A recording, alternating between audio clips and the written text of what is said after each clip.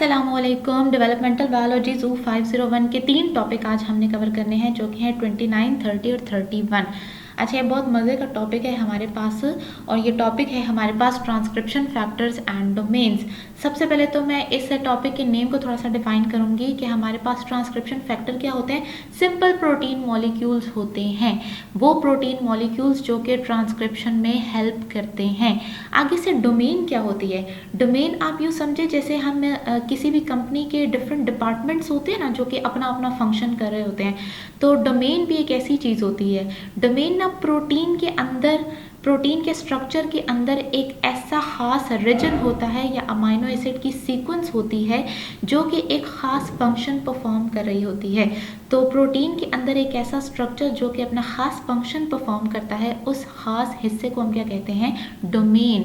यानी कि बिल्कुल मैंने सही कहा कि जैसे हमारे पास किसी भी कॉलेज में, यूनिवर्सिटी में डिपार्टमेंट्स होते हैं जो कि अपना अपना काम करते हैं, इसी तरह प्रोटीन के अंदर भी डोमेन्स होती हैं जो कि अपना अपना फंक्शन परफॉर्म करती हैं।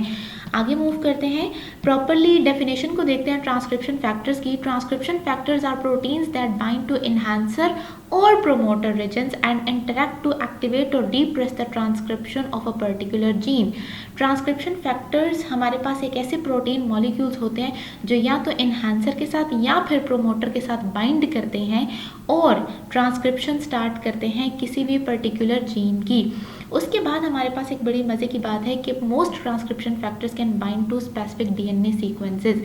ज़्यादातर हमारे पास जो ट्रांसक्रिप्शन फैक्टर्स होते हैं वो डीएनए की खास सीक्वेंसेस पे जाके जो है ना वो बाइंड करते हैं। मतलब पूरे डीएनए पे कहीं पे भी उन्होंने बाइंड नहीं करना होता।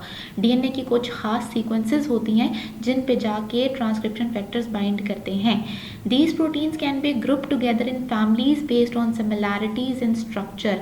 अच्छा, प्रोटीन की ना हम स्ट्रक्चर की बेस पे ना फैमिली की ग्रुपिंग कर देते हैं, यानी कि ऐसी प्रोटीन्स जो कि एक जैसा स्ट्रक्चर हो जिनका हम उनको एक ग्रुप में डाल देते हैं। The transcription factors within such a family share a common framework structure in their DNA binding sites. Transcription factors अगर किसी खास फैमिली से बिलोंग करते हों तो उनका जो बाइंडिंग साइट का स्ट्रक्चर होता है, यानी कि जहाँ से वो डीएनए से बाइंड करती हैं, वहाँ का जो स्ट्रक्चर होता है वो तकरीबन सेम होता है, कॉमन होता है। And slight differences in the amino acids at the binding site, और अगर उनकी बाइंडिंग साइट पे ज़रा सी भी अमाइनो एसिड्स का डिफरेंस आ जाए तो वो डीएनए की सीक्वेंस को ऑल्टर कर सकती हैं। वहाँ पे जहाँ पे वो बाइंड करेंगी वहाँ वाले डीएनए की सीक्वेंस को वो ऑल्टर कर सकती हैं, यानी कि चेंज कर सकती हैं। ट्रांसक्रिप्शन फैक्टर्स की डोमेन्स को स्टडी करने से पहले नेक्स्ट एक डायग्राम मैं आपको बताऊंगी। हमने पिछले टॉपिक में, यानी कि जो हमारे पास टॉपिक नंबर 26, 27 था, उसमें मैंने आपको बताया था कि ट्रांसक्रिप्शन इनिशिएशन कॉम्प्लेक्स बनता होता है। उस कॉम्प्लेक्स में 3 से 4 चीज़ें होती हैं। वो 3 से 4 चीज़ें क्या थी? प्रोमोटर, एनहांसर, ट्रांसक्रिप्शन फैक्टर्स और मीडिएटर प्रोटीन्स। अब आपको खुद नज़र आ रहा होगा कि ये कितना बड़ा इनिशिएशन कॉम्प्लेक्स है। ये जब इनिशिएशन कॉम्प्लेक्स बन जाता है फिर आरएनए पॉलीमरेज आके अटैच होता है और उसके बाद मैसेंजर आरएनए बनना शुरू होता है, यानी कि ट्रांसक्रिप्शन स्टार्ट होती है। तो ये आपके पास जो है ना वो एक कॉम्प्लेक्स बनता है, फिर कहीं जाके ट्रांसक्रिप्शन स्टार्ट होती है। अब हम दोबारा से देखते हैं कि ट्रांसक्रिप्शन फैक्टर्स की डोमेन्स कौन कौन सी होती हैं। 3 तरह की डोमेन्स होती हैं, DNA binding protein, protein protein interaction की डोमेन और ट्रांस एक्टिवेटिंग डोमेन। ये तीनों डोमेन्स अपना अपना फंक्शन परफॉर्म कर रही हैं। Let's see. जो डीएनए बाइंडिंग डोमेन है वो क्या करती है? It recognises a particular DNA sequence. जहाँ पे ट्रांसक्रिप्शन फैक्टर ने बाइंड करना होता है उधर की डीएनए की सीक्वेंस को रिकग्नाइज करना इसका काम होता है। यानी कि डीएनए की क्या सीक्वेंस है ये आइडेंटिफाई करना इस डोमेन का काम होता है। उसके बाद है protein protein interaction domain. Protein के साथ इंटरैक्शन को कंट्रोल करने के लिए भी एक अलग डिपार्टमेंट होता है। फॉर एग्जांपल आपके पास TAFs एक ऐसे ट्रांसक्रिप्शन फैक्टर्स होते हैं जो कि सीधा जाके टाटा बाइंडिंग प्रोटीन होती हैं, जो कि वहीं पे जाके टाटा बॉक्स पे जाके बाइंड करते होते हैं। हमने पिछले के किसी लेक्चर में डिस्कस किया था कि टाटा बॉक्स होता है जहाँ से ट्रांसक्रिप्शन स्टार्ट होती है, तो इन्होंने वहीं जाके बाउंड करना होता है, बाइंड करना होता है। तो इस चीज़ को कंट्रोल करना इस डोमेन का काम है। तीसरी डोमेन जो है हमारे पास वो है ट्रांस एक्टिवेटिंग डोमेन। इसके दो काम हैं, ये एक्टिवेट भी कर सकती है, ये सप्रेस भी कर सकती है, यानी कि ये ट्रांसक्रिप्शन को मज़ीद इन्हांस भी कर सकती है और सप्रेस यानी कि किसी हद तक स्टॉप भी कर सकती है। Usually this trans-activating domain enables transcription factor to interact with proteins involved in binding RNA polymerase। ज़्यादातर ये काम क्या करती है कि ये ट्रांसक्रिप्शन फैक्टर को RNA पोलीमरेज के साथ जो बाइंडिंग प्रोटीन्स होती हैं उनकी इंटरेक्शन में हेल्प आउट करती है। Thank you so much. अभी हमारा टॉपिक ख़त्म नहीं हुआ, मुझे लगा कि ख़त्म हो गया। तो अभी हमारे पास एग्जाम्पल रहती है, जो कि एग्जाम्पल है ट्रांसक्रिप्शन फैक्टर्स की।